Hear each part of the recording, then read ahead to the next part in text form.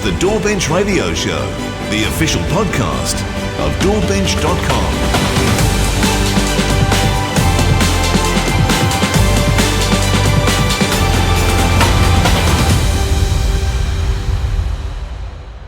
Welcome to the DAWbench Radio Show. I am your host, Vin Curigliano of AAVIM Technology in Melbourne, Australia. And I'm joined again, co-hosting by Pete Brown of Microsoft in Maryland in the United States. Here you go, Pete. I'm doing well. Listen, we always do a weather report here, so I'll just share it was 90 Fahrenheit last week and then below freezing last night. So I don't know what to make of any of this. And still the trees are spewing pollen everywhere. Well, how does that work? Aren't you going into spring? We are, but we had summer and then we had winter and now we're sort of having spring and then, I don't know. We'll figure it out one of these days. The weather hasn't made up its mind. Well, we're going into autumn and yesterday here was 25 degrees and beautiful and sunny. So I don't know what's going on. So, yeah. But we both seem to have picked up a bit of the lurg, as you would call it. So yeah, I've got a little bit of a scratchy throat, but it's okay. Yeah. We'll get through it. We'll make it through. We'll make it through. And I know you've been about as busy as a one-arm painter with crabs with the Microsoft MIDI rollout, the MIDI 2 rollout in Windows. And yeah. It turns out when you rewrite code that was first written in 1993 that some stuff breaks. 93. Hang on, 83.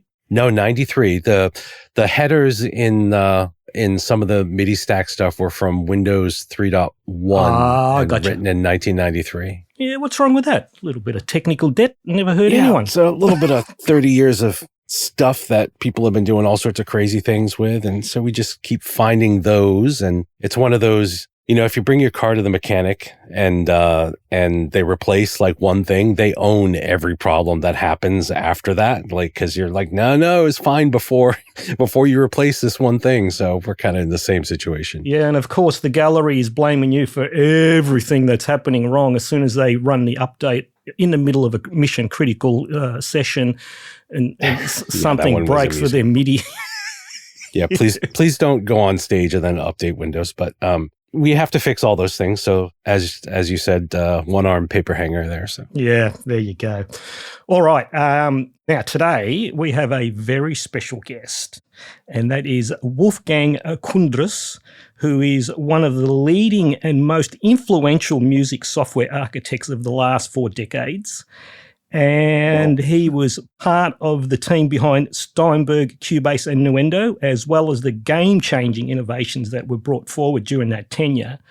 He was also the co-founder of PreSonus Software and one of the leading developers of Studio One, and he's currently the lead developer of the Opus Engine at East West.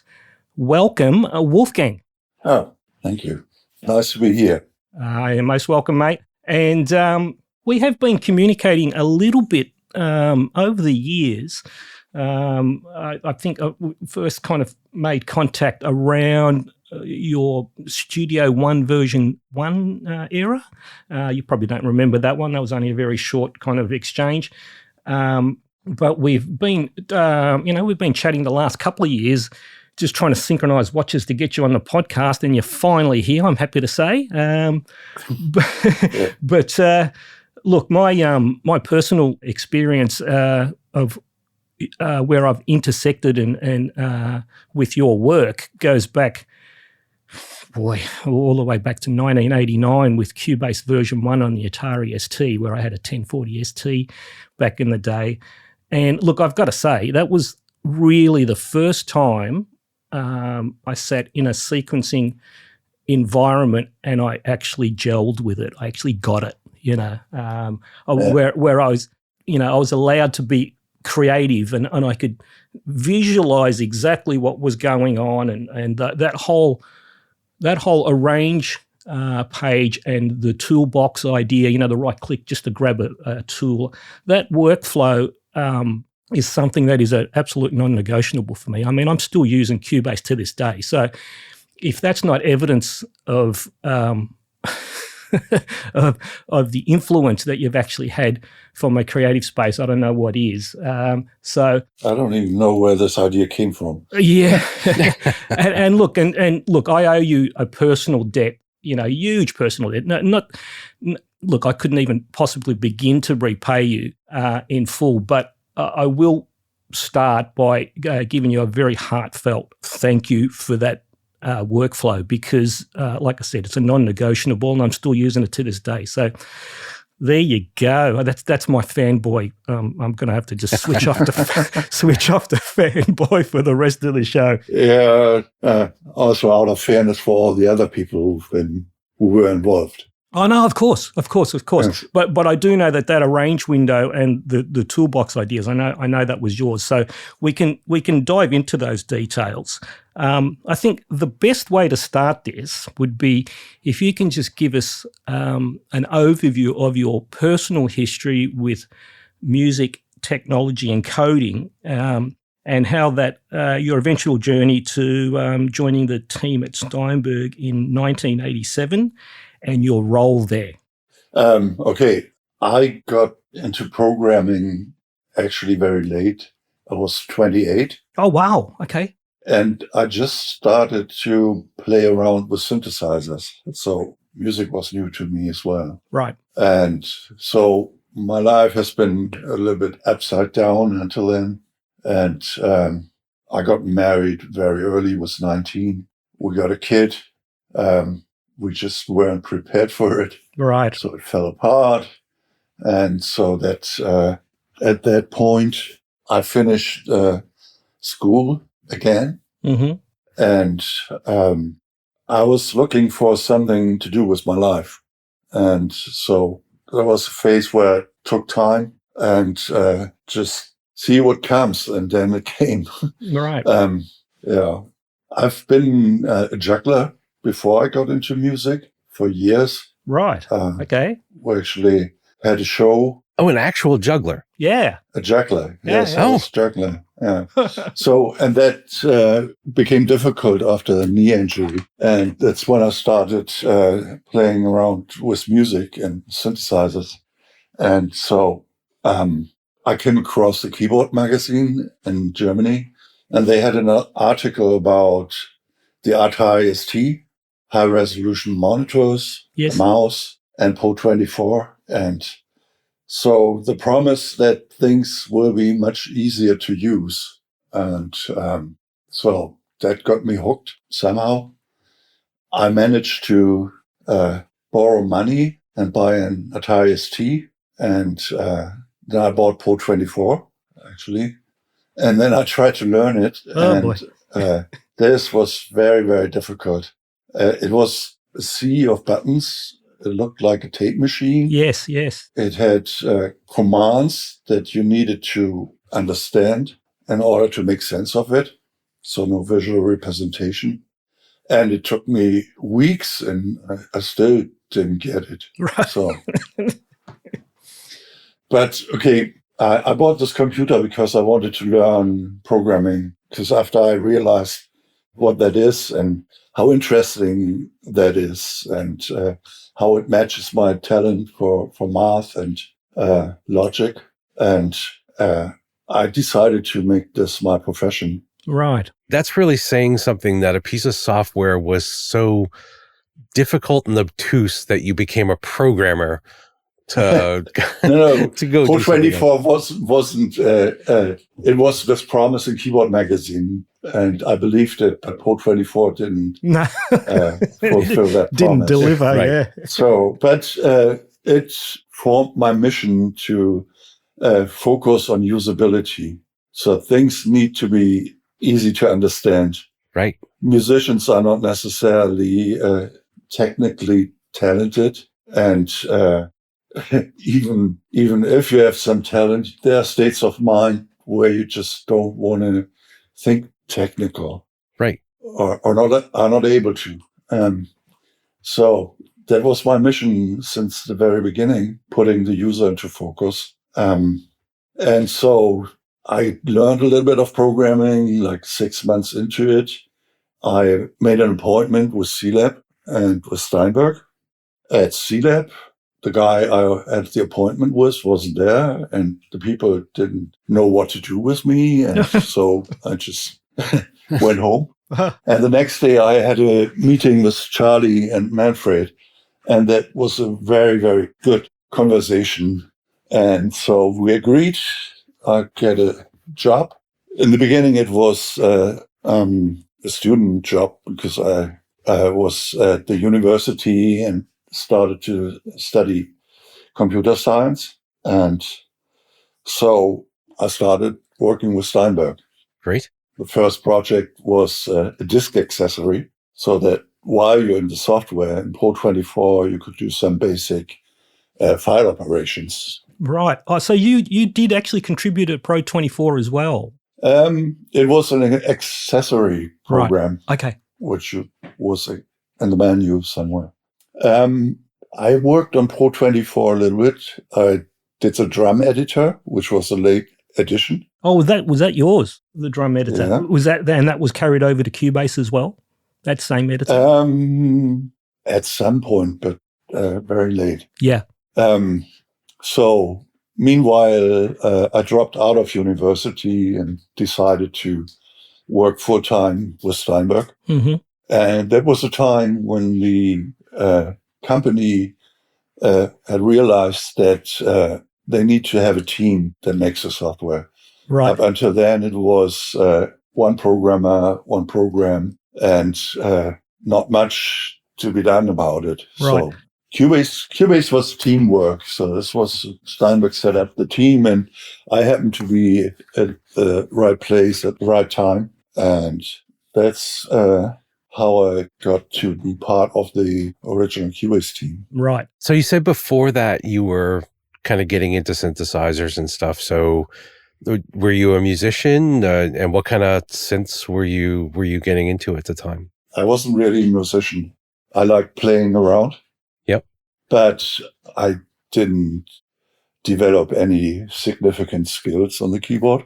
And I made a decision early on that I will focus on the software. I'll be a programmer. And I believe in you can do one thing right. And so I always wanted to be a musician, but never got to that point. Yep. So I completely empathize with that. Yeah.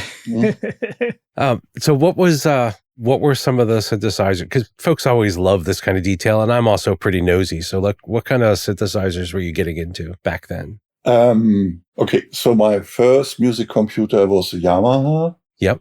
What was it, CX5 or something? Yep. CX5M. Yeah. Yep. Yeah, right. With an FM chip inside. Yep. Right. Yeah. And that was very limited and was a closed system. And then I had a Bit 99. Oh, okay. Yeah. Yeah. And the Bit 99 just triggered this idea to write a program for it. Because this was one of the first synthesizers that had no knobs at all. Correct. Yeah. Yeah. Just a big diagram on the front, Had I the think. big, Right? yeah. Stupid. But anyway, this I thought, okay, I can write an editor for this. That's right. what I did. That was my very first program I wrote on the Atari. On the Atari. Yeah. Oh, sorry.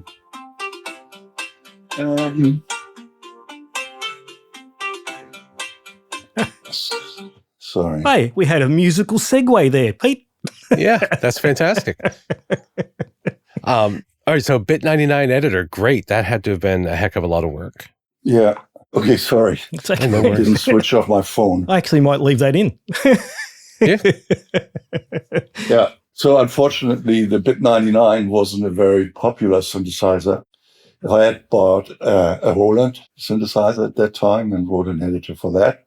That would have been much more interesting. Which Roland was it? Wolfgang, can you remember? Was it the Juno? Did it have knobs or no knobs? I don't remember. Maybe it had knobs. Maybe I wouldn't have written the program then. Yeah. Vin, we're talking Roland, so it's sliders, you know? No, it could have been a JX8P. Well, yeah, that's a no knobs. That had the separate Or a programmer. knob. Yeah. Right. Yep. Cool, thanks. I was just curious as to kind of what you were messing around with back then. The Bit 99 is absolutely a blast from the past. Yeah. Yeah. So just to pick up again, you were saying that at Steinberg that you decided that, as a team that the software was no longer going to be written by one single person, that the software from then on was going to be written by a team. Right. Can you remember the team members that contributed to Cubase? Yeah. Werner Kracht, Yes. that was the one who wrote Pro24. Yes. He wrote the engine, the sequencing engine. For Cubase, yes. Then it was Stefan Scheffler.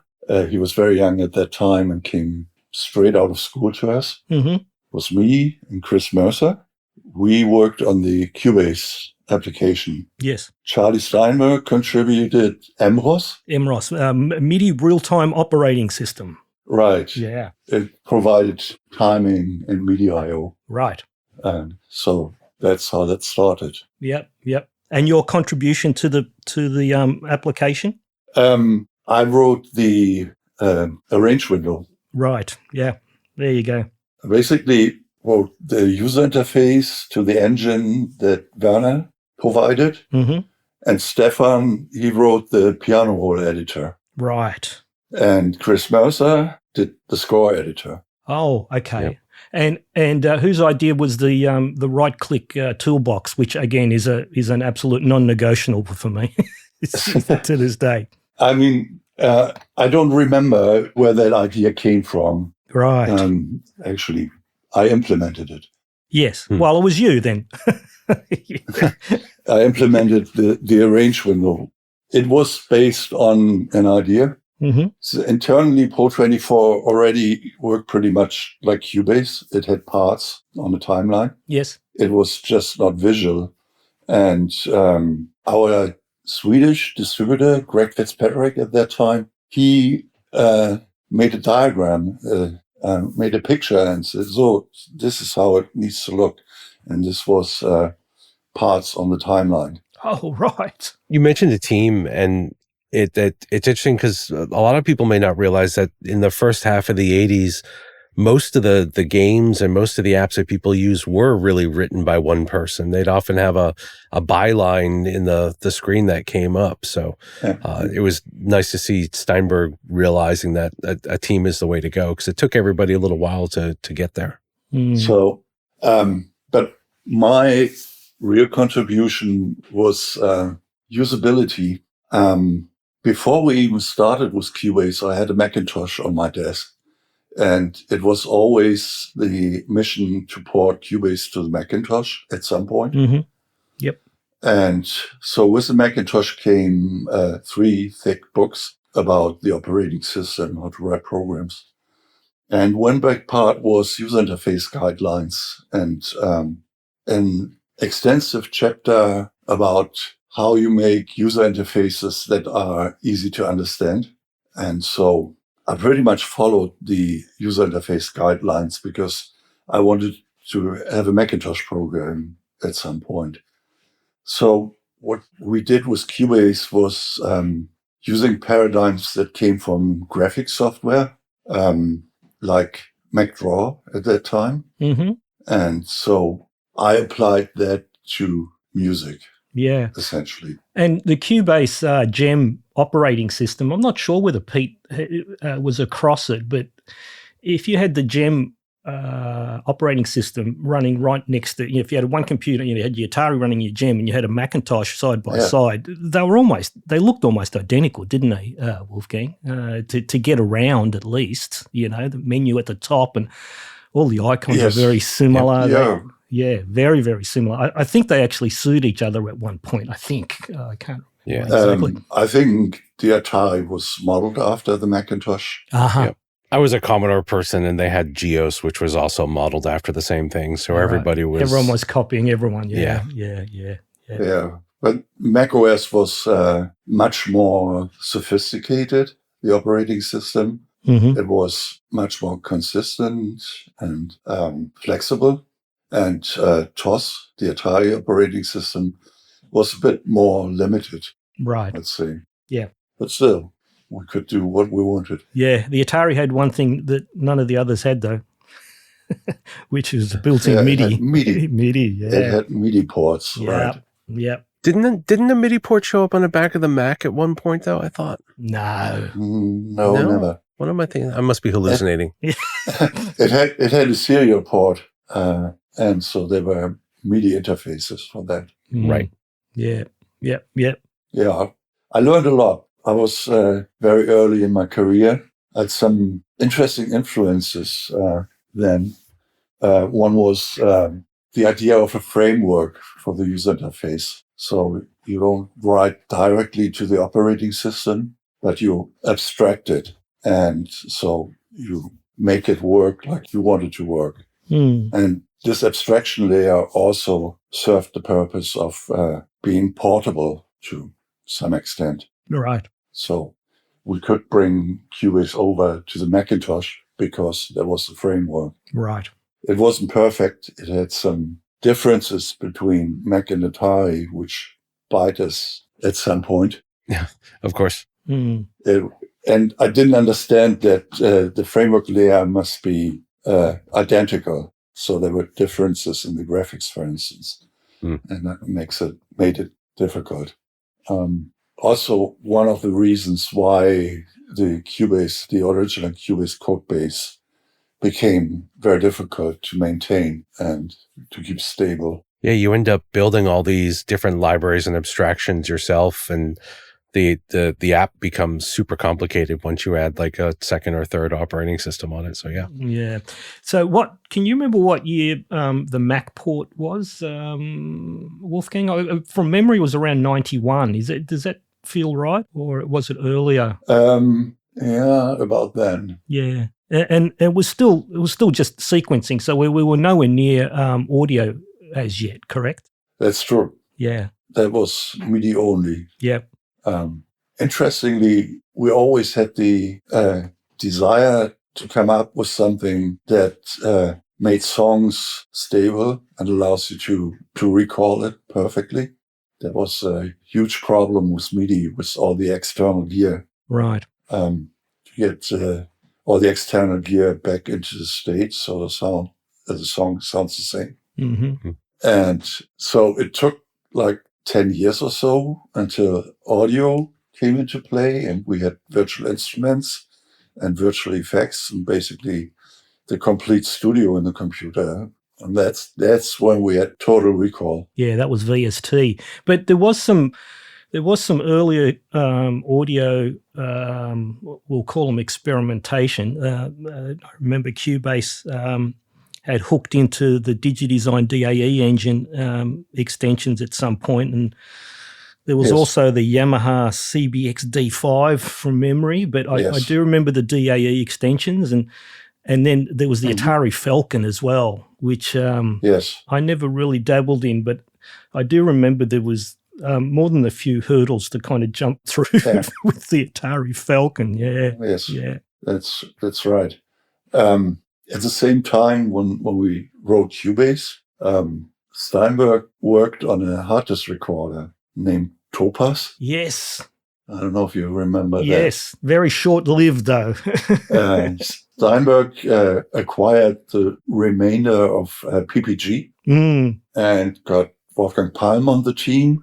And so they developed new hardware based on some things that Wolfgang Palm did earlier. Right.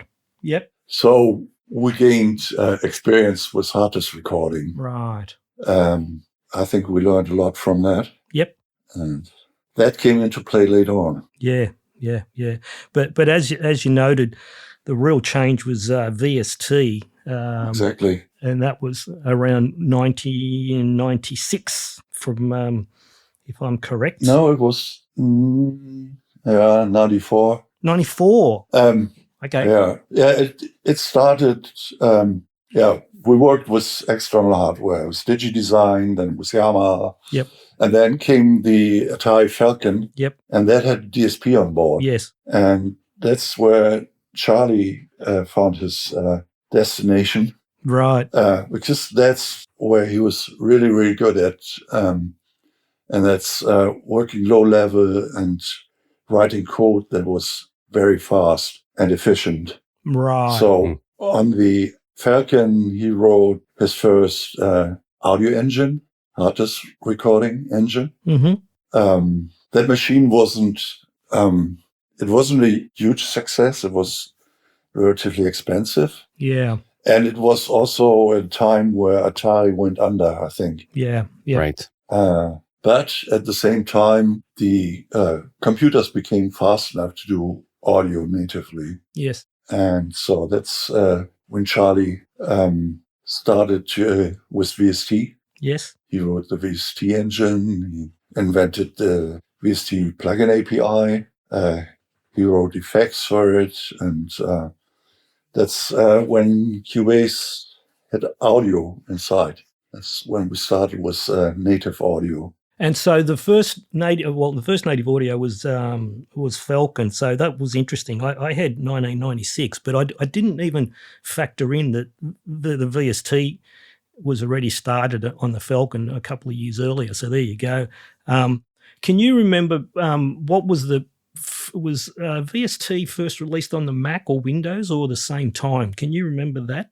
I think it was on the Macintosh then. Yeah. Okay. But I don't completely recall because I think at that time I got a little bit out of the Cubase team. Right. So that was 94, 95. Yep. That's when Steinberg realized that they need to write a new program. Right. Because we were getting behind. It was Logic, the new code on the block. And so they got a good chunk of the market. They were much better with audio. Yes. And so that's when the company knew we need a new program. Right. So Werner had started then with ideas for a new sequencer engine, and they started to write some code for that. And at that time, I wasn't quite happy with the approach, because when you want to build a house, you first need like the basement. You need the solid foundation. And so that's what I wanted to do. I wanted to write a framework, and then we could write the program on top of that framework. So that's when I started to work from home and focus completely on a new framework. Right. And I was ambitious. I wanted to work on as many platforms as possible. Yes. And went a little bit over the top. We had it running on iRigs for Silicon Graphics. Yes. And we had it on the Mac, of course. And we had it for Windows. And we also had it on BOS. Yeah, BIOS. Yeah, I was about to mention that. Yeah, you know, here's a funny story. Just after we had our pre-chat a couple of days ago, and I actually found on the Wayback Machine an announcement for Nuendo on a BIOS development website from November 1998, Wolfgang. So I thought, okay, yeah. Yeah, and it's still there. It's like, it looks like something out of 1998. It's just this page, but it's the whole B website it's been archived. Yeah. And I went, how's that? So crazy stuff. Yeah. So we started to write basically a new program from scratch. At the same time, Cubase VST took off. Yep. And we had a huge success with Cubase. So the focus was back on that code base, and that sidelined that development a little bit. So then we started to write Nuendo on it. We focused on audio, on the things we were weak on, audio editing, offline audio editing, new user interface, and so on. And it took quite a while until we came full circle with it and could actually replace the old Cubase code base with a new code base. Yeah. Now that was Cubase SX was the start on Cubase, correct? SX1. Right. Yeah, that was Nuendo plus Cubase features. Yeah. like score editing and Yeah. so on. Yeah. Yeah. And then the code base was merged with at Nuendo 2/SX2, so that became the unified program then. From Yes. Yeah. Yeah, it was the same code base most of the time then. You know, I didn't realize Nuendo went that far back. Honestly, that shows you how much I was paying attention at the time. I knew Cubase did. I just didn't realize Nuendo did. Yeah. And look, that was a significant change at Nuendo 2/SX2, but you weren't around Steinberg for much longer after that release, Wolfgang. I think I left Steinberg at 2003. Yeah. That was the sale. That was just after the sale of Pinnacle, or was it before the final? So, yeah, just after. Yeah, there were a few things that didn't really work out for me. One is on the private side. I divorced from my wife. Right. From a 15-year relationship. And on the other hand, Steinberg changed. They prepared for an acquisition years before that. Right. It was actually the plan to go public at some point. Mm-hmm. That fell apart when the .com bubble burst. Right. But so that means the organization changed. There was like management layers in place, people with roles and so on. And I never really fit into such structures. Right. Also, I was a freelancer. I just didn't want to sign an employment contract. Right. Okay. Right. Where I give away all the rights of whatever I do. So you were always a freelancer at Steinberg, Wolfgang? I was employed for a very short time frame in the early days. Right. But then I stopped and started writing invoices. And then came Windows. Yeah. So I ported Cubase from the Atari to the Macintosh. I got support from guys from London. So we were a little team on that. And then came Windows 3.0, 3.1. Mm-hmm. And that was the first time that there was a Windows operating system that allowed us to do Cubase on a PC. Yes. And so Manfred really wanted this to happen. And he made an offer I couldn't refuse. So it sounds like one of those Godfather meetings. I'll make you an offer you can't. No, it wasn't. Manfred is actually a very nice guy. Anyway, so I got a deal that was good for me. And so at some point, I didn't even get a salary. I just lived off royalties from Cubase. Oh, okay. Yeah. Nice. Right. Yeah. So I always was a little bit at the edge, not really outside. I actually had a big role, which was due to the fact that I wasn't shy to tell other people what would be good if they did that. Yeah, so, right. So you were no shrinking violet, is what you're saying, Wolfgang. at some point, it was my role to bring people into the team, like I did with the guys from London. Then when we ported Cubase, I got people into the team who focused on that. Then we built a department that was supposed to do multimedia products. Right. If you remember that. Oh, I vaguely remember those. It was something called Clean or something like that. Was that the ones? Yeah. So, they started to write software on the framework that I came up with. Right. Just an MP3 organizer player. Right. Things like that. So I defined pretty much the architecture of the Nuendo code base. Yes. I taught people how it works, how we want it to work.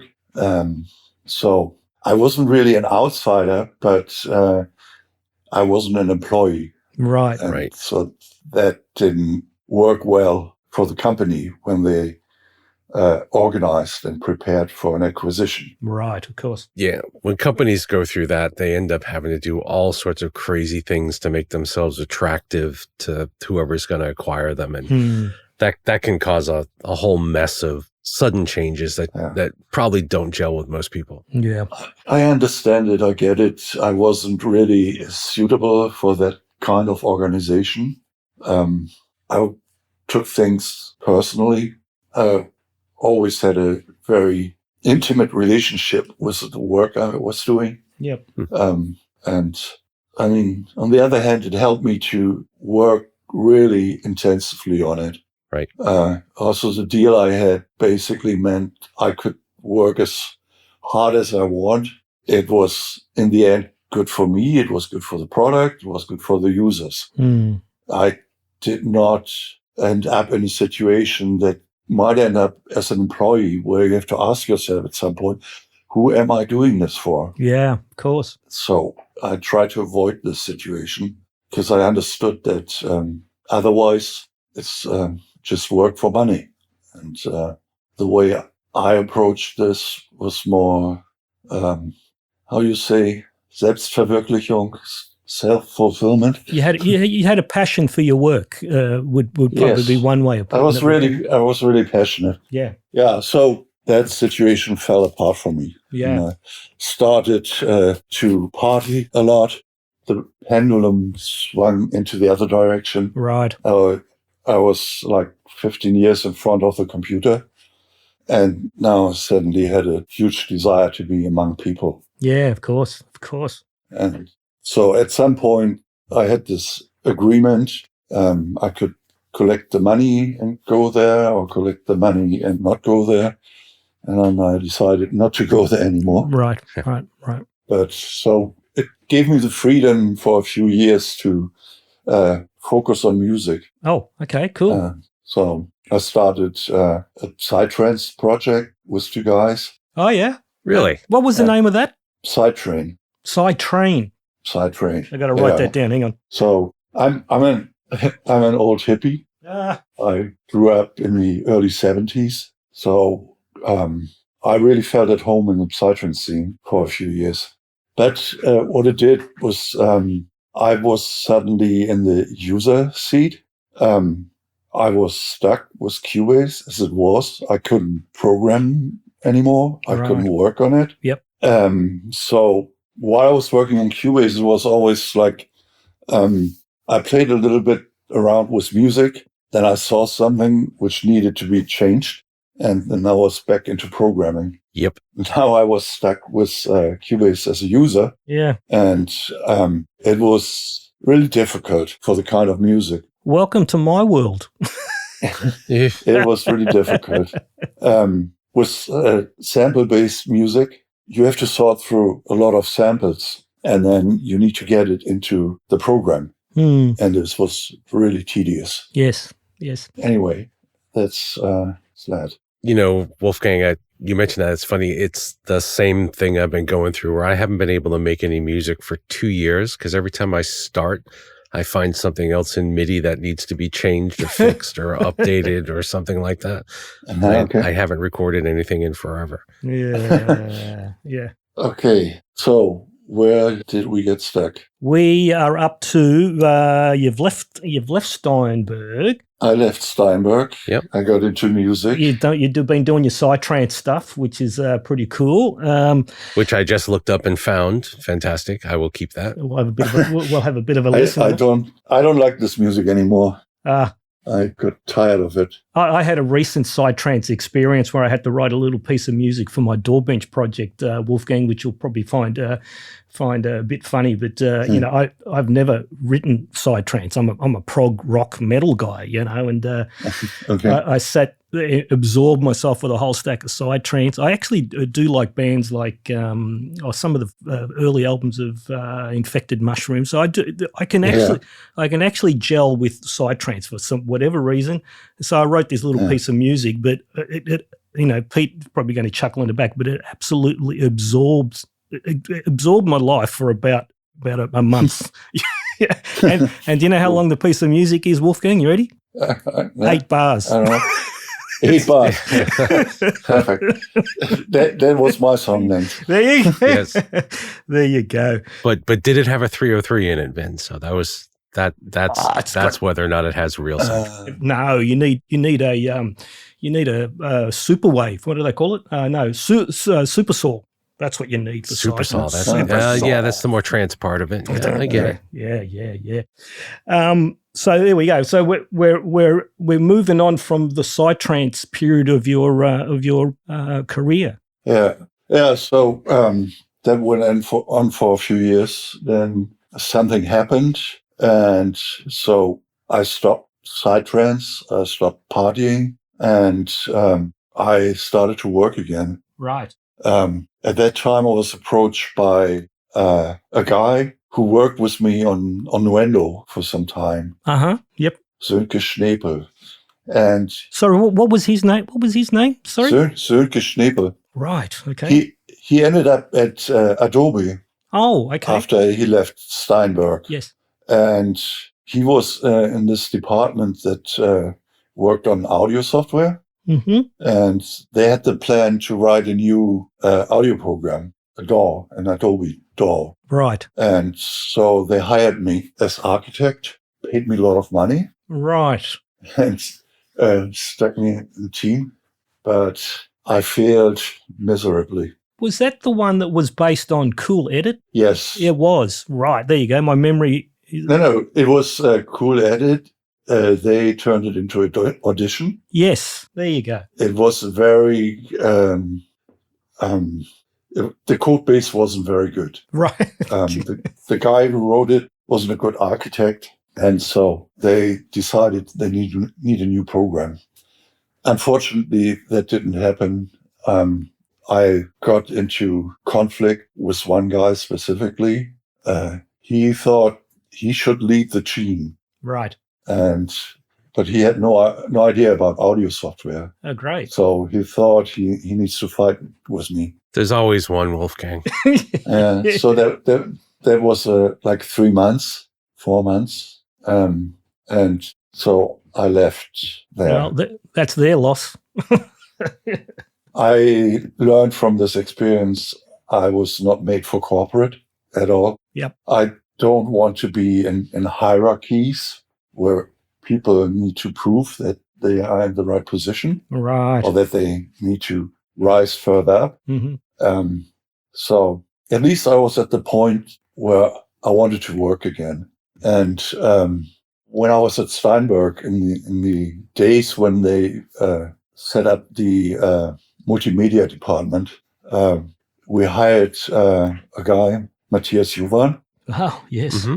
He came from Austria, and he came with a little program he wrote for his thesis at the engineering school. Right. Called Crystal. Crystal Audio, yes. Yes. So this is a young Matthias with hair and everything, I'm guessing. So, yeah. Yes. Yeah. A brilliant young man. Yep. And very passionate also. Mm. And so Matthias always wanted to write a successor to Crystal. And so he started a new framework and some beginnings of a program. And he was already 2 years in. Now, was he at Steinberg while he was doing that, or had he left the building as well? No. He was at Steinberg. Oh, okay. Yep. Yeah. So we've had Matthias on the show. What's that? 3-4 years ago, I think. Pete, it was quite a while. Oh, really? Ago. Yeah. We had Matthias on. That was a great show as well. If you want to have a bit of a listen back, yeah. Okay, interesting. And I see him at the NAMM show all the time. So yeah, there you go. So Matthias wrote this software, this new software. And so we met a few times. We talked about it. He showed me what he did. And he wanted to work full-time on his own code base at that time. Right, of course. And this was at the same time where I wanted to work again. And so he worked on the PC. He was a PC guy. Mm-hmm. And then we decided to work together on this. I took care of the Macintosh side. And so, and we had the mission to do this full time. Do Do you remember what year? This was 2006. 2006, yes. Okay, yeah. Yeah, that's when we started. Yes. So I made a few phone calls, and one was to a Scottish guy who worked at PreSonus at this time. Right. And PreSonus happened to look for people who would write a program for them. They licensed Cubase for their hardware, but they knew that they would never get out of that corner they've been in if they would not have their own software. Ah. So Paul Wishart was a Scottish guy. Paul put me in contact with Jim Odom of PreSonus. Mm-hmm. I met with him at the NAMM show. Then I visited them in Baton Rouge in Louisiana. Yeah. And I'd say we hit it off. We shared ideas. And so I knew what I wanted to do. And he asked this question, what would you do which is actually new, which would justify writing a new program? And my answer was, first of all, take away features. Right. The software has gotten so complicated. All the programs, Cubase, Logic, Sonar. Because in the beginning, you might have a very good concept. It's easy to grasp, but over time, it gets more and more complex. Right. Functions are tackled on. Some are maybe not designed very well or got in the way. And so by then, Cubase was very complicated. Yep. And so I wanted to do something that would bring back ease of use. Yes. So our mission was make it really easy to learn and have a great workflow. Yeah. Because this is the other thing I learned from the years with Cubase as a user, that there's so much you can improve on workflow. And so that was our mission. And PreSonus was so nice to finance it. We could found the company, Crystal Labs. Mm-hmm. And then we started to receive funding each month for salaries, for office rent, and hardware, things you need. Mm-hmm. So we rented an office, and then we started to write what later became Studio One. Studio One. So Matthias had obviously left by then, correct? Well, he still Matthias? he wasn't working at Steinberg then, obviously. Yeah. No. I mean, this is what his intention was. He wanted to work full time on his own code base. Yeah. Of course. And so then we had the situation. We had a actually pretty good deal with PreSonus. Mm-hmm. And so we owned the company and they owned the rights to distribution. Yes. But we had ownership. Right. And so that was the situation that was really good for us, because Matthias and I, we were both very passionate and we basically worked nonstop. Mm. I mean, we worked in the office, then we went home, continued to work there. We worked on weekends, unless we had something else to do, but most of the time working for our own company. Yeah, of course. Yep. And so that was a really great situation. Yeah. I have to give huge compliments to Matthias. He was really brilliant. And he was a much better programmer than I was. But I brought the experience about sequencing software, about music software. And so we joined forces, and it turned out to be extremely good for years. Yes. Now, Studio One, that initial development from when you first got together with Matthias to release of version 1. So the release of version 1 was 2009. So what's that? Is that about a 3-year development cycle before you released it? Yeah. Yes. Yeah. Jim Odom was saying, it's ready when it's ready. Yeah. Oh, perfect. They didn't apply pressure. They watched closely. They exposed us to musicians, and they taught us about the recording workflows. And at some point, they organized actually a recording session at a studio Mm-hmm. where they invited some musicians and really went through the whole process, and we could watch it. Yeah. Jim always had his head in the right place. So. Yeah. Yes, He did. Yeah. I owe a lot to him, I have to say. Okay. So we started the company. We hired Mike Oppermann, another brilliant programmer. He was very close with Matthias, and they both were very extremely good team. Mm-hmm. Then we got a product specialist on board, Thomas Mansfeld. Yes. And at some point, Eike Jonas. Yes. Yeah. He was the DSP guru, wasn't he? He was the guy who did the DSP. Yeah. I hired Eike at Steinberg years before. Yes. Yeah. So we worked there for a while. Then he wanted to get away from Steinberg, so we could take him on board.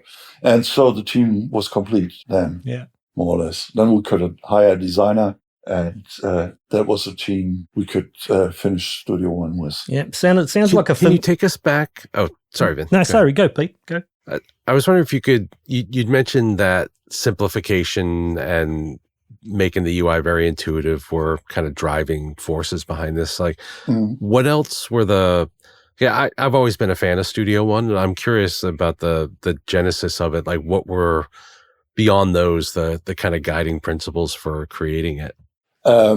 One lesson I learned is that multi-window sucks.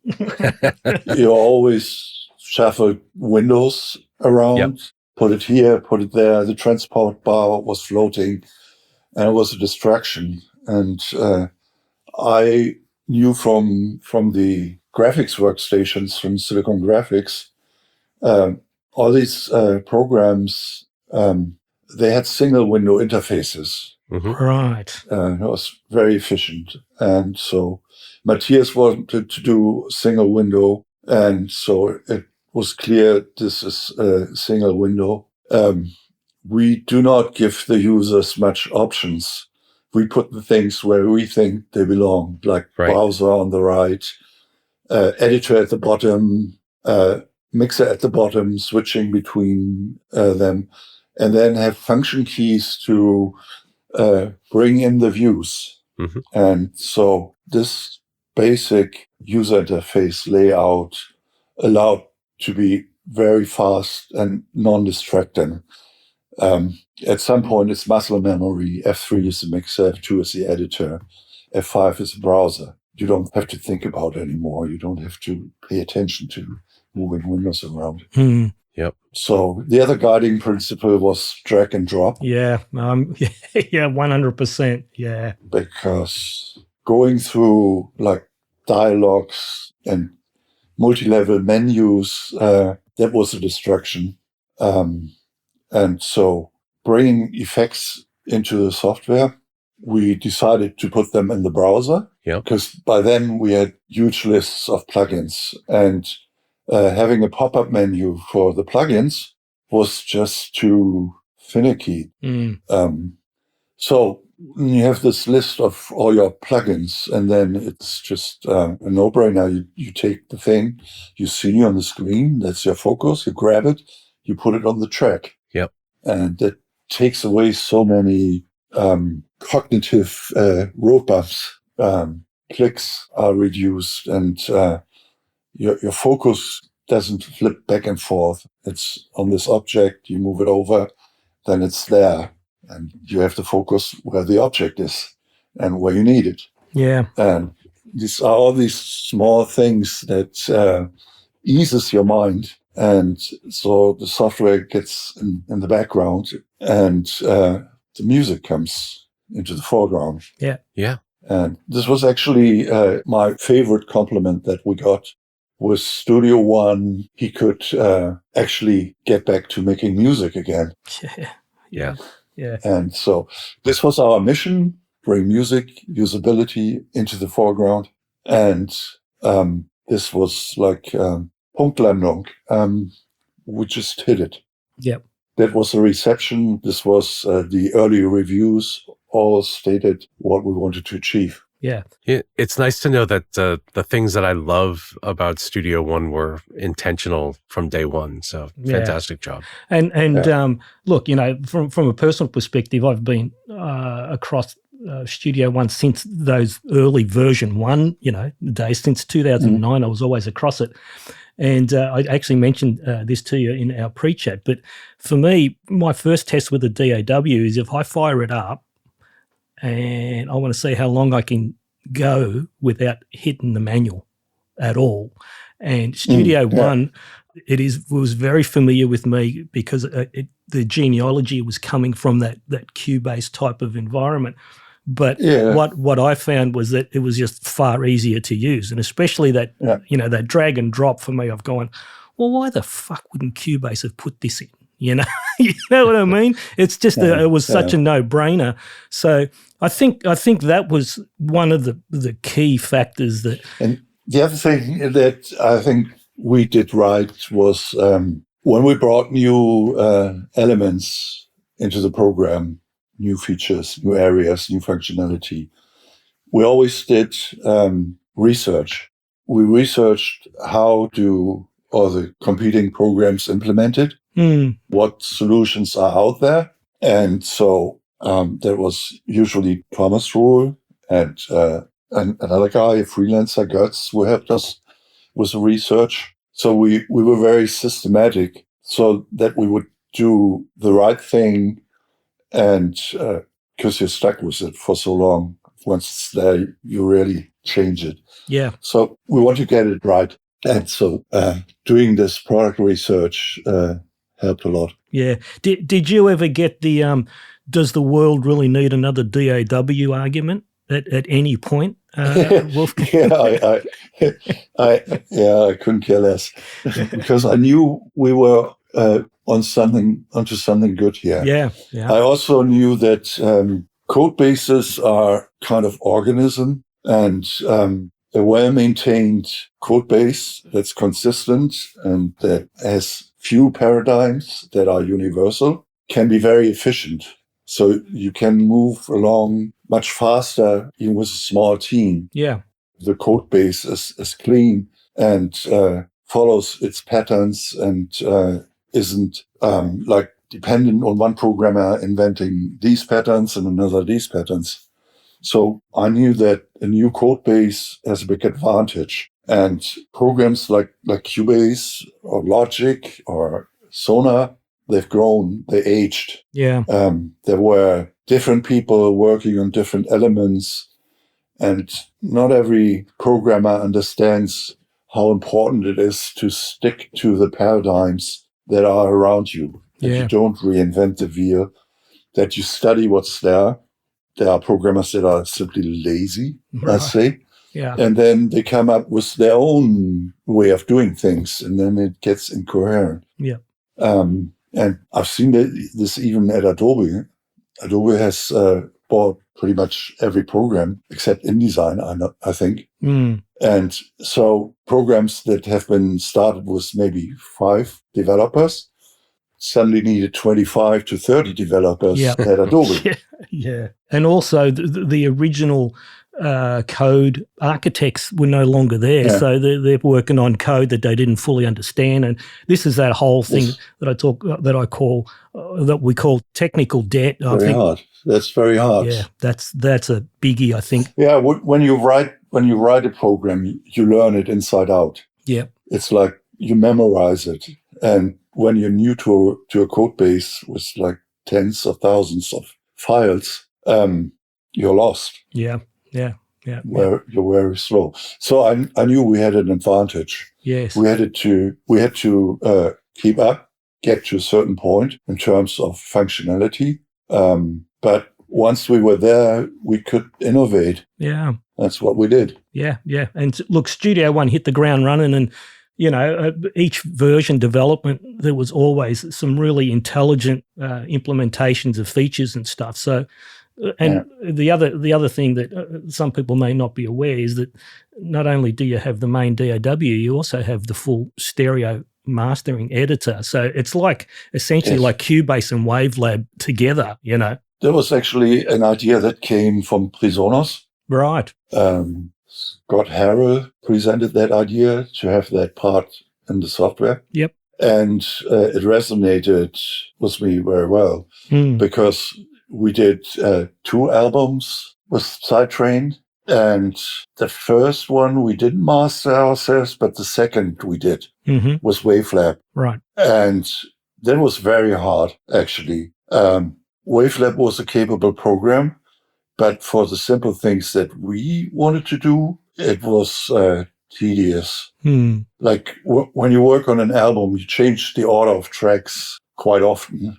And shuffling the tracks in Wavelab was moving things on the timeline. Yeah. And so this was the project page. We didn't call it mastering page. Yeah. But it had the workflow that you need to master the album.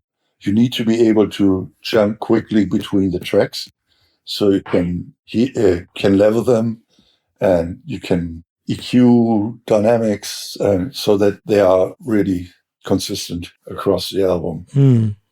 And so that was the focus of the project page. Yeah. Like I said, reordering tracks was easy. Yeah. It was drag and drop, and so the timeline just rearranged automatically.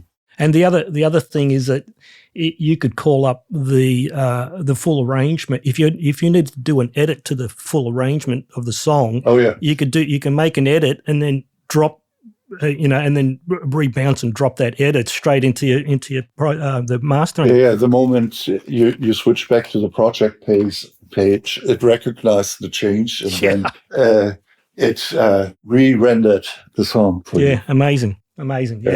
Yeah, and that's one feature that is still a little bit under the radar for a lot of people. There's always a lot of chat about the Sonar Studio One, workflow, but there really isn't enough for me. I don't think there's enough focus on the actual the project. What was it? Yeah, I call it the mastering section, but what's it called? The project section. Yeah. Now, so you were working with the Studio One team up until what version, Wolfgang? Can you remember? It was, what version? I don't know. I know the year. It was like 2011 where things became difficult. Right. This again was a period where I was basically working for 6 years nonstop. Yes. And so I went into the other direction, go among people, and things got difficult with Matthias as well. He started to fight with me. Right. And I don't know, it was just a bit difficult. And then PreSonus had a different idea with the software company. They wanted to write all the software that they have, including the control panels for the mixers, for the audio interfaces, right, in Hamburg. Right, okay. And so for me, it was a distraction from Studio One. It was a necessity for PreSonus, I get that. But I knew we weren't done yet with Studio One. We needed another year or so, another revision until we were really competitive. Yep. So, yeah, I had to leave at some point. It just didn't work out. Yeah. So you kind of felt that they were diluting the pool a little bit with the talent pool. Not diluting the talent pool, but you were stretching the resources a bit. Yeah, that's right. I wanted to focus on Studio One, but Matthias wanted to do this other thing. Right. And Jim Mack just told Matthias that he thinks I'm not the right guy to lead the company. Oh. Because I was managing director at that point. Right. So they brought in a guy from the outside to manage the company. And so there wasn't room for me anymore. Oh, okay. Yeah, it was hard. Yeah, no, that's I don't know how to feel about that, Wolfgang, to tell you the truth. But at the same time, I ran out of steam after 6 years. All right. Okay. Yeah. 6 or 7 years. That's my time frame, I think, for a project. Yeah. And then things mature, and then it needs a different kind of approach. More people join the team. You have to be much more organized, and I'm not. So it was okay. Right. Yeah. Okay. I kept my shares in the company. Uh-huh. They kept me on the payroll for a few years until 2015. Right. And is that the next, that was the next pivot? That was the next step, yeah. Yeah.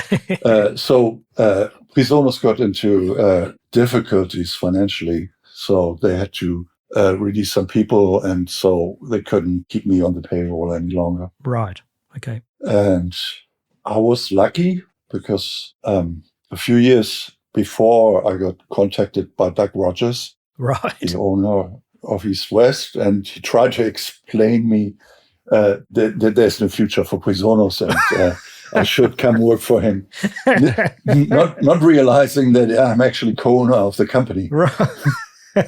But I remembered that phone call, so I gave him a call. Yep. We talked. Yep. And 3 days after I lost my job with PreSonus, I had a new job at East West. Right. Well, there you go. It was meant to be. Yeah, probably. So it was a different genre of 3 DAWs.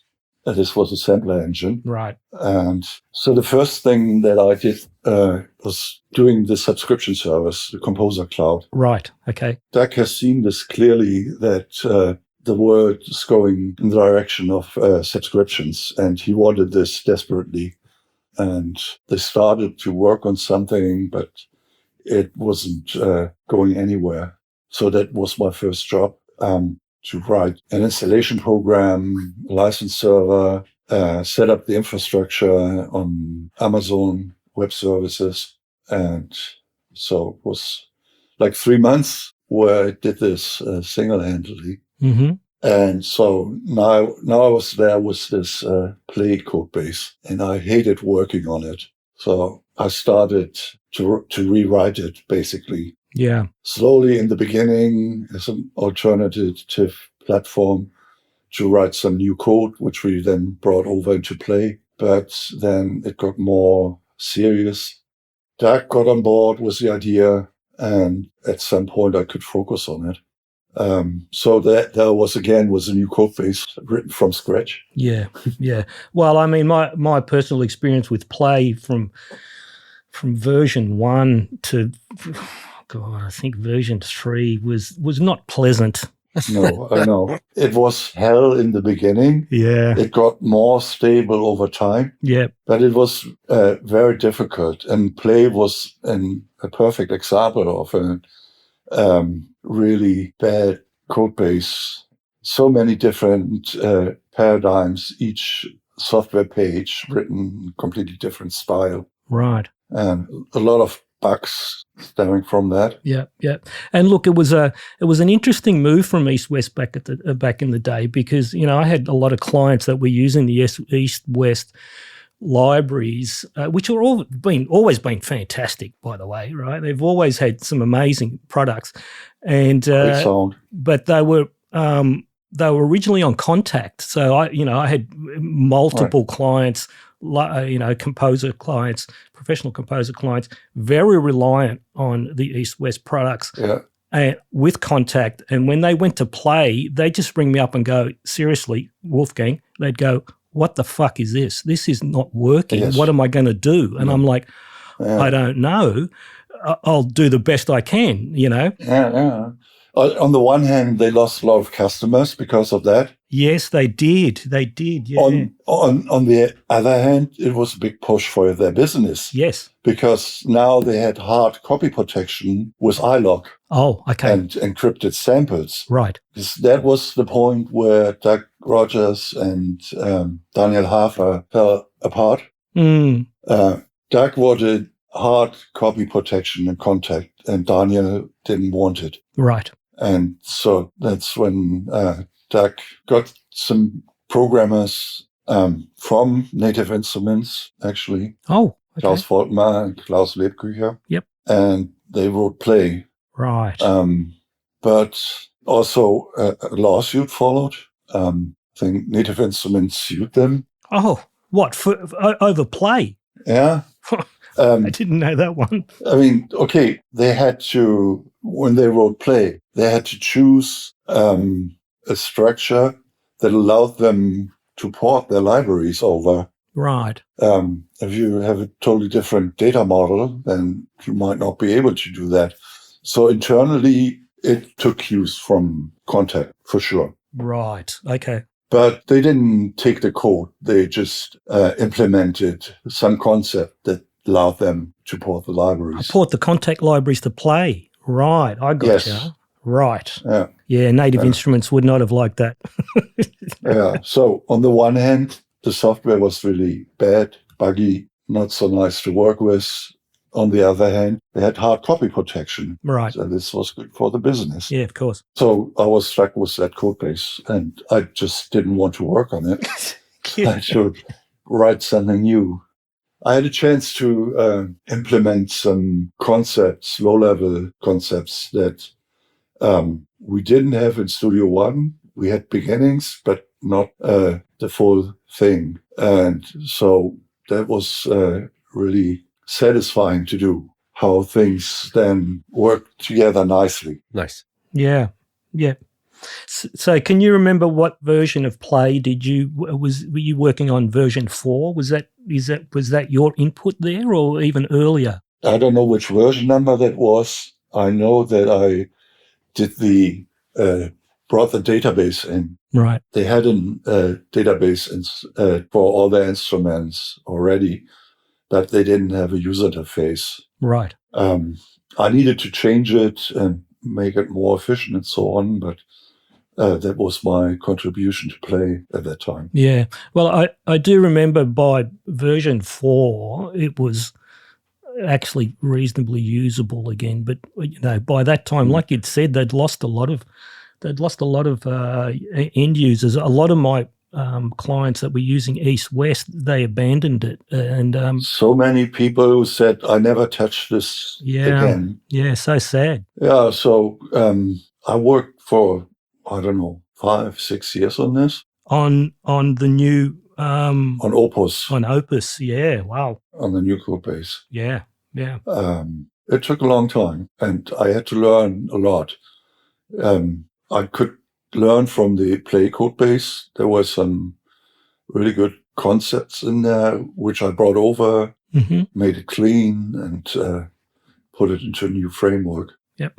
So internally, Opus is two things. It uses the Juice framework, but it also has its own framework for the engine, for data handling. Right. And this framework also serves the purpose of giving Juice capabilities, or the user interface side capabilities that Juice didn't have out of the box.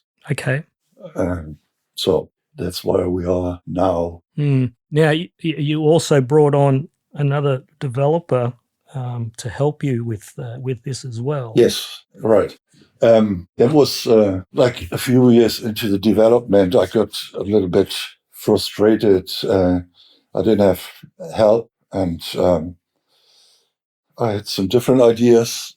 Stuck. He wasn't happy, and I was about to jump ship. And so Ike, who joined East-West at some point, and started to work with me on Opus. He knew that Wolfgang Schneider, who was the original developer of Contact, he started Contact and contributed a lot, including KSP, the scripting language. Yes. Wolfgang left Native Instruments, and he had a job at a company that did some things that were completely unrelated with music. And so when Ike and Wolfgang talked, Wolfgang was really interested to get back into the domain that he felt more at home. So when I heard that Wolfgang Schneider comes on board, it changed the game completely, because Wolfgang had so much experience with samplers. Of course. And so I just talked to Doug and said, okay, let's forget about this. I come back and I continue to work on this with Wolfgang and Eike. Right. So Wolfgang was really happy to have a chance to write a new script language. I had a script engine in there based on Lua, but Lua is garbage collected, and that is actually not suitable for real time. Right. Yep. Because if the garbage collector kicks in the middle of your audio processing call, you get glitches. So Lua wasn't sustainable. And Wolfgang was really happy to write a new language. He thought that Contact Script is not even a real programming language. So bad. So that's what he did. He wrote Opus Script. That's what we named it at some point. Mm-hmm. It's TypeScript based from syntax wise, but it's its own language. It's a typed language. That's the other problem that he faced in Contact Script, that he realized that a language that doesn't know types is no good for complex stuff. Right. So it is typed and TypeScript based. It uses ref counting for memory management. And so we could integrate it into Opus. Opus has another part which end users don't see, and that's the part our sound designers and script developers work with. Yep. And so we could integrate it into our editor, like have real debugging, variable inspection right in the program. And no garbage collection, so yeah. And no garbage collection, typed, and very stable, because that's what Wolfgang did usually worked, I have to say. Right. That's like the highest compliment you can pay somebody, I think. You know, the stuff that you do usually works. So Yeah, no, it was really great to work with Wolfgang for a few years until he lost interest. I lost interest a little bit. Wolfgang then started his own company. He had some ideas. I still don't know what it was, but yeah. So he's no longer working in the music technology field, no? Oh, okay. Not at the moment. No. But what a score for the team at East West to get the original developer of, you know, what became and I'm using air quotes, the industry standard of sample players. Yes. They kind of fell into it when Giga Studio failed. Let's be honest. You know, there was people needed to go somewhere. Contact was there, and they kind of benefited from that. But you know what's interesting for me, and I'm not sure what the timeline was when Wolfgang had left Native Instruments, but Contact, there was a version of Contact that was just, I've used all versions of Contact, and I got to Contact 6 and everything was fine. So 1 to 6, not a problem. Contact 7, I completely leapfrogged. It was just a cluster, And I've gone back to Contact 8. So I wonder if Contact 7 was the period, was the version after Wolfgang had left the building. Yes, it was for sure. Yeah, there you go. It's the same thing I talked about earlier as when the code base loses its original developers, it becomes very difficult. Yes. And so then they got new people in the team with new ideas. I think they tried to fix the user interface part by using Qt. Yep. That's something I don't get. Qt as in QuickTime? No, Qt. It's the C++ UI library. A lot of cross-platform apps. Right. It's a cross-platform framework. Yes. It's actually a pretty good one, but it's just not made for audio plugins. Yeah. So I never understood why Native Instrument didn't write their own framework. They had a huge team and they had lots of developers, and I think what they didn't have is great architects. Right. Who could say, okay, we need to do this, and this is a big thing, and this is how it works, and so on. Yeah. And look, in the with the current environment, I don't want to spend too much time on Native Instruments because, I'd much prefer to be talking about what you're doing. But with the current environment, this is kind of like a good segue to this next question I'm going to ask you, right? Is that with the current environment, with what's actually happening with Native Instruments at the moment, and with that whole contact eco system or eco space, whichever you want to call, because it's more than just the player. There's all of the third party developers that are completely dependent on the contact environment surviving. And there's a question mark there. A few people have said, it's too big to fail. I said, yeah, do you remember Giga Studio? Right? So nothing's too big to fail. I've got my fingers crossed that it doesn't disappear completely, because that would be kind of quite catastrophic.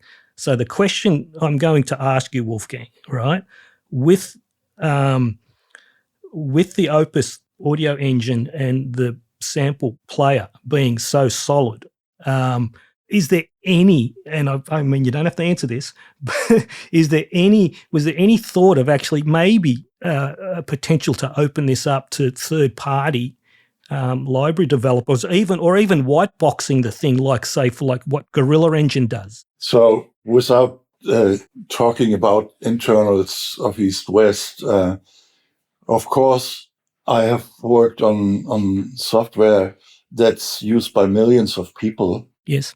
And I like the idea that a lot of people are happy with the software I wrote. And so, of course, with my experience of making software, Opus is polished when you look at the workflow, the user interface. And the other parts for making instruments, of course, they follow the same standard. It is software which is usable for outsiders. And it's quite powerful. On the other hand, something like this requires a different organization.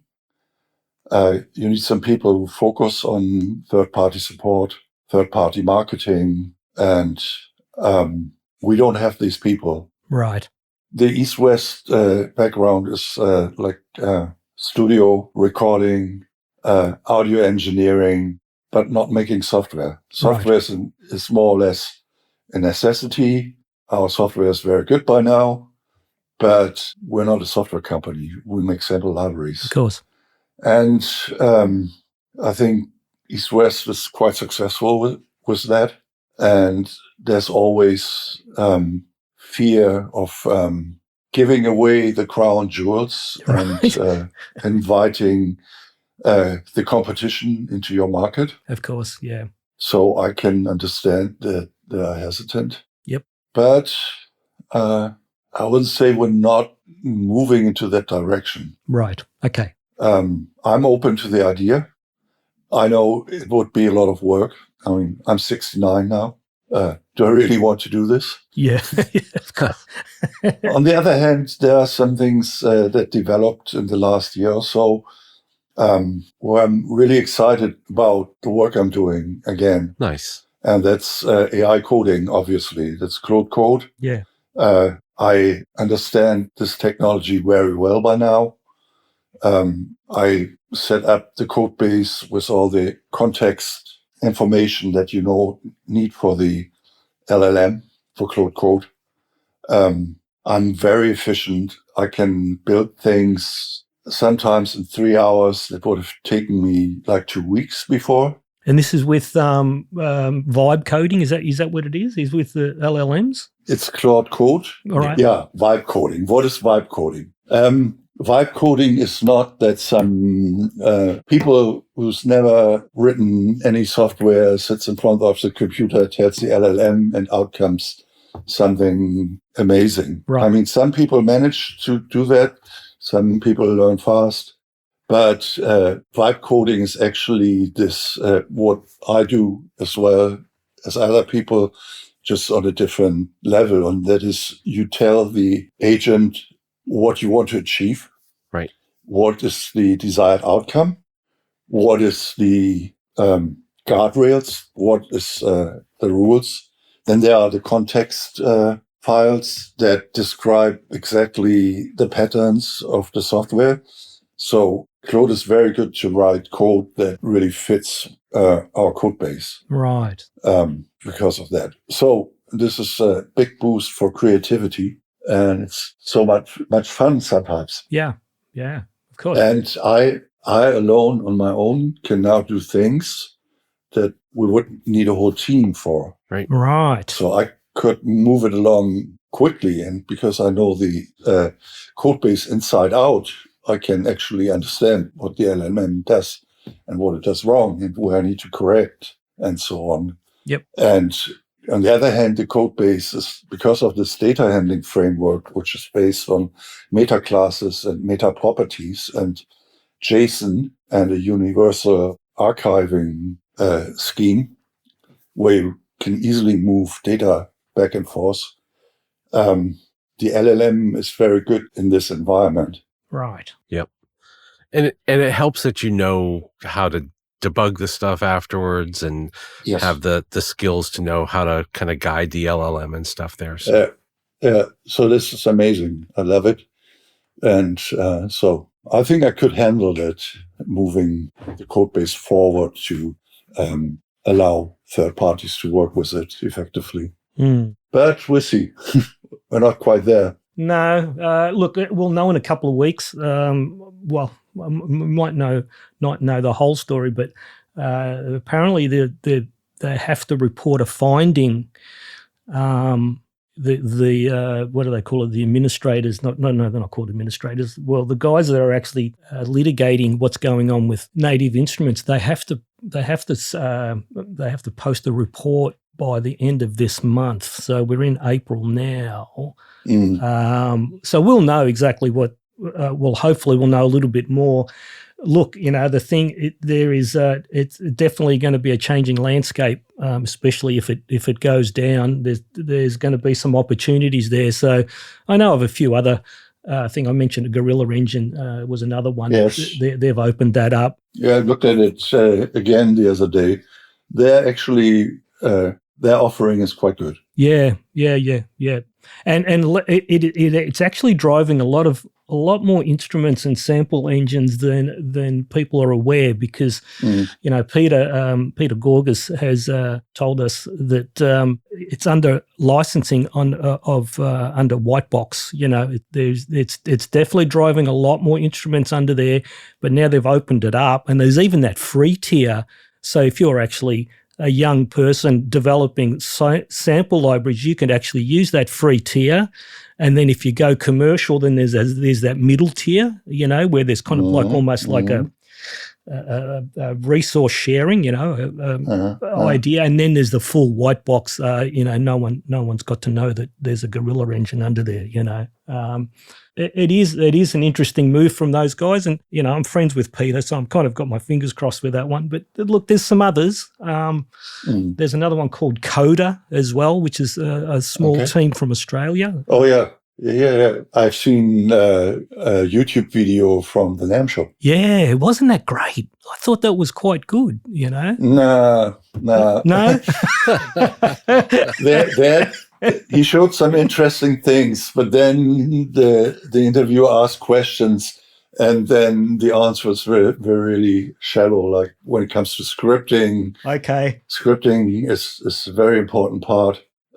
He didn't have an answer really.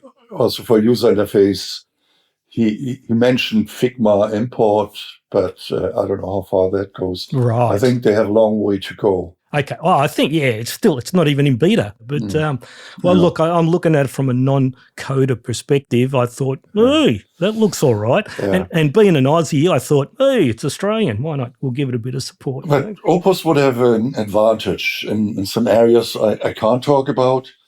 But what I can say is there are some really large sample libraries running on Opus, which are very well received. Yes. We have a very efficient team, because what I did is when you make instruments with Opus, it's text-based. Right. So it's Git friendly. Yeah. Everything we do except the samples is in Git. User interface, instruments, definitions, preset data, that's all JSON. And It's all in Git. So Nice. It can all be versioned and merged and multiple people working on it at the same time and everything. it's versioned. We have a distributed team.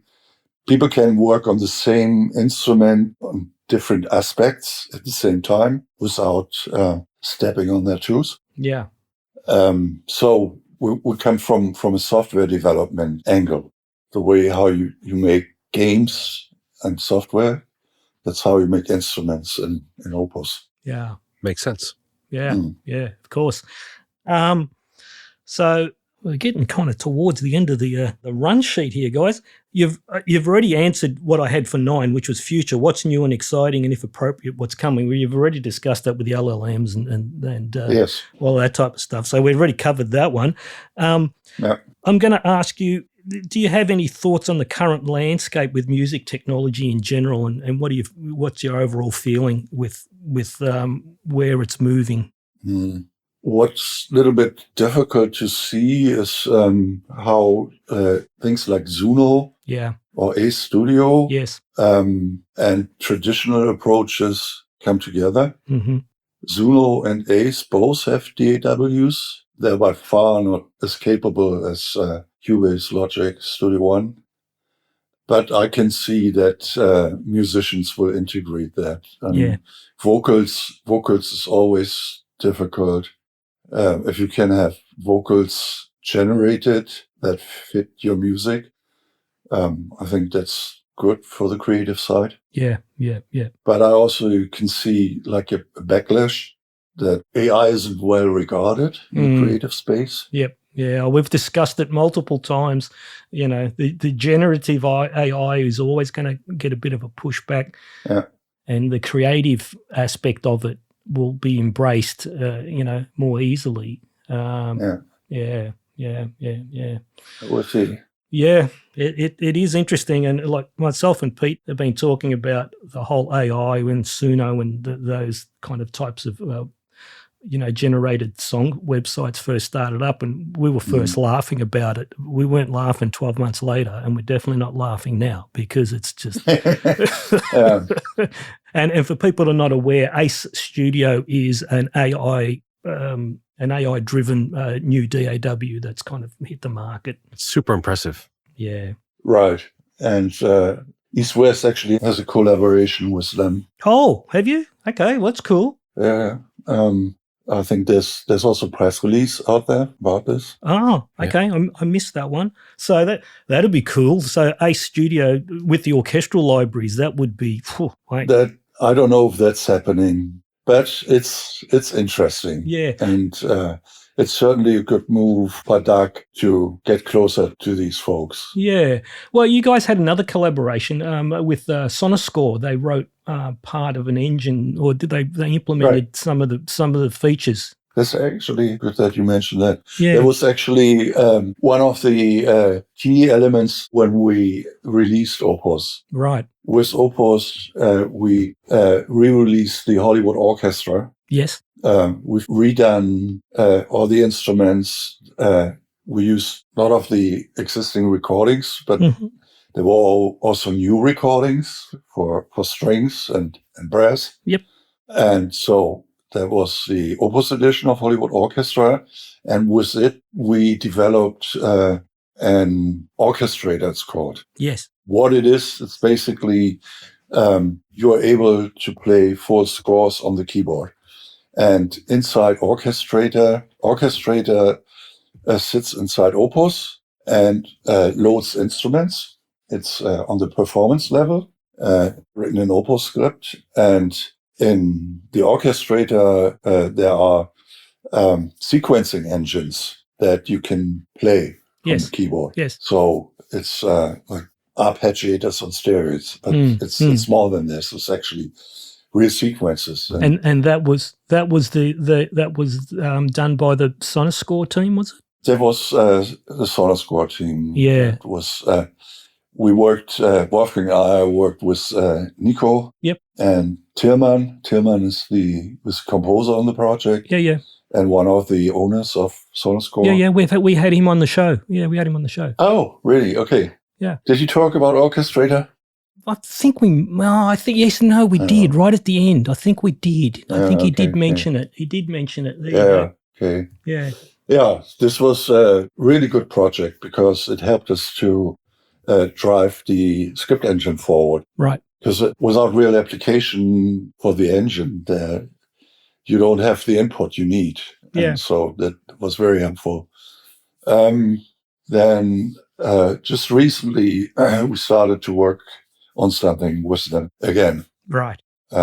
So that's a good partnership. Yeah, they sounded they sound like a good group of guys to collaborate with. Yeah. Awesome. All right. Well, we are kind of getting right to the end of the tether there, guys. Yeah. Is there anything else you wanted to chat about, Wolfgang? I want to ask Pete, how's MIDI 2.0 coming? It's coming along. So it's in Windows. Like all of our internals are now using the MIDI 2.0 data format. And that's been since January. Mm-hmm. Most of the things that we've been working on, like I said earlier, were all the little backwards compatibility stuff that kind of broke along the way. Luckily, a whole lot of that stuff gets fixed in the release coming next week. So it'll be, I don't know, it's the end of April. I'm not sure when this podcast will go up, but it should be fixed by then. And then otherwise, it's just us going through and working on all the things that people have wanted to see done for MIDI for the past 30 years. And it's just the two of us that work on it. And so it's, it's a small team. We're fixing a lot of stuff and adding a lot of new features. Okay. All right. And so will MIDI 2.0 be a separate protocol layer aside from MIDI 1.0? Or is the MIDI 1.0 functionality exposed as MIDI 2.0 to the application layer? So this is kind of an interesting approach that we took here. So what Gary has done is he has the old APIs in Windows replumbed through to go through our new service, where everything in the service is the UMP data format, which is, like I said, the MIDI 2 data format. But we translate as needed, coming and going. So for the old APIs, we translate it back to the byte format, et cetera. For anybody who wants to use MIDI 2.0, we have a new SDK that they can use. But as long as you use the new data format, you can do both MIDI 2.0 and MIDI 1.0 through the same SDK. Like you don't have to use two different sets of APIs.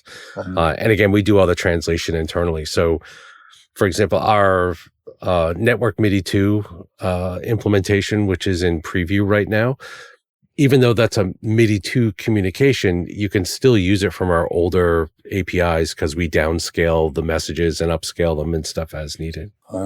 Okay. But if you use the new SDK, you get that, but you also get things like outbound message scheduling, which people have wanted for a long time, and a bunch more metadata and better device add and removal support and a bunch of other things. Okay. Yeah, we use Juice. Yep. And Juice has a version of that in there. So they have a MIDI 2 branch that uses our SDK. I haven't looked at what they do there. I'm afraid it will be too low level for my taste. We'll see. Yeah, it might be there. Each of the people takes their kind of SDK and then they, like Juice adds its own normal MIDI opinion on top of it. And then other people will, like the folks at Steinberg that have been working on using the new SDK there, they translate everything into their own internal data formats and whatnot. So, and then it shows up as MIDI 1.0 in Juice. No, Juice will show up if you compile with a certain flag. I forget the flag name. They natively support MIDI 2 messages because Logic on Mac OS has had that for a bit, and now that we have it, they want to use that as well. Okay. We'll see. Yeah. Feel free to reach out. Like, it's pmbrown@microsoft.com. So. Okay. Good. All right.